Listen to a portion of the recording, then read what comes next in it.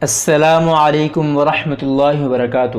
دوستو، میں ہوں امداد اللہ مراد اور آپ دیکھ رہے ہیں ہمارا یوٹیوب چینل ایک قوم ایک آواز۔ امید کرتا ہوں کہ آپ اللہ تعالیٰ کے فضل و کرم اور اس کے احسان سے خیر و عافیت کے ساتھ ہوں گے۔ تو اس سال 1441 کے وفاق المدارس العربیہ کے رزلٹ آنے کے بعد بہت سے طلباء کی طرف سے چند سوالات کیے گئے ہیں۔ سوالات ایسے ہیں جن کا جواب دینا بہت ضروری تھا۔ ان سوالات کے جواب پر ایک مختصر سی ویڈیو بنا دی جائے تاکہ دوسرے طلباء کو جو اس طرح کے مسائل پیش آ رہے ہیں تو ان کو بھی اس کا حل مل سکے۔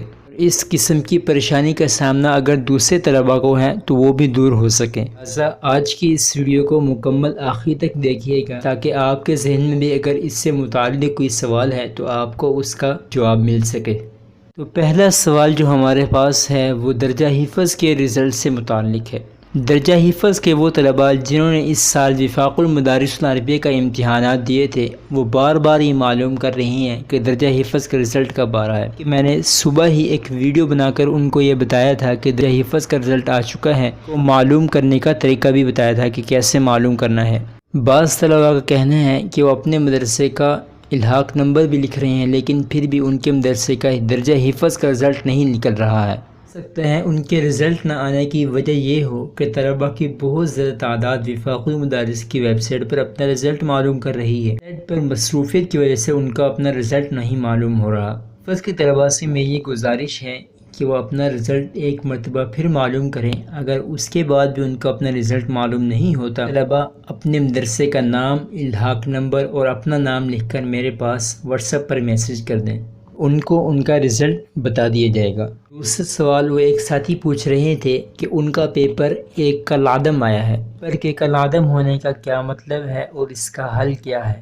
کہ کالعدم ہونے کا مطلب یہ ہو سکتا ہے کہ بھائی آپ سے پیپر کے اندر کوئی غلطی ہوئی ہے، امتحانات کے معیارات کے خلاف آپ نے کوئی غلط حرکت کی ہے، آپ کی اس غلطی کو نگران اساتذہ نے نوٹ کیا ہوگا اور اس کے بعد انہیں جا کر آپ کے پیپر پر کالعدم لکھ دیا ہوگا۔ اس کا مطلب یہ ہے کہ آپ کا پیپر منسوخ ہو گیا ہے، اس کو چیک نہیں کیا گیا۔ اپنے مدرسے سے جتنا جلدی ہو سکے رابطہ فرمائیں، امتحانات میں شرکت کر کے دوبارہ اپنے اس پیپر کو دیں۔ سر سوال یہ کیا گیا ہے کہ نظر ثانی کی درخواست کب دی جائے؟ آپ اپنے امتحانات کے رزلٹ آنے کے بعد ایک ہفتے کے اندر اندر نظر ثانی کی درخواست دے سکتے ہیں۔ نظر ثانی کی درخواست دینے والوں سے میری گزارش ہے، واقعی کوئی بڑا مسئلہ ہے تو وہ پھر نظر ثانی کی درخواست دیں، وگرنہ وہ نظر ثانی کی درخواست نہ دیں۔ اس سال وفاق کی جانب سے نظر ثانی والوں کے لیے بڑا سخت اعلان ہے، ثانی سے پہلے کہ ان کے جو نمبر ہوں گے وہ منسوخ کر دی جائیں گے اور نظر ثانی کے بعد ہی کے نمبر شمار کیے جائیں گے، اگرچہ وہ نمبر دوسرے نمبر سے کم ہی کیوں نہ ہوں۔ میں یہی کہوں گا اگر آپ کا واقعی کوئی بڑا مسئلہ ہے تو آپ اس وقت درخواست دیں، وگرنہ آپ اپنے نمبر ضائع نہ کریں اور اپنے پیسے بھی ضائع نہ کریں،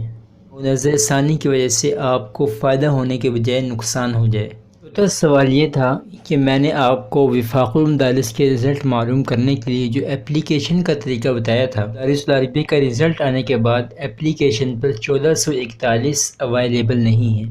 آپ اس اپلیکیشن کو پھر سے انسٹال کریں، آپ کے پاس 1441 کے رزلٹ کا آپشن بھی آ جائے گا۔ میرے پاس بھی پہلے یہی مسئلہ تھا، میرے پاس بھی 1441 کا رزلٹ نہیں آ رہا تھا اپلیکیشن کے اندر، اس کو دوبارہ سے انسٹال کیا ہے تو میرے پاس 1441 کا رزلٹ آ گیا ہے، یہ آپ دیکھ سکتے ہیں۔ ذیل سوالات چند طلباء کی طرف سے کیے گئے تھے جن کے میں نے آپ کو جواب دے دیا ہے۔ اگر آپ کے ذہن میں کوئی سوال ہے تو آپ اس ویڈیو کے نیچے کمنٹ کر کے بھی پوچھ سکتے ہیں، آپ کو واٹس ایپ نمبر جو دیا ہے آپ اس کے اوپر میسج کر کے بھی پوچھ سکتے ہیں۔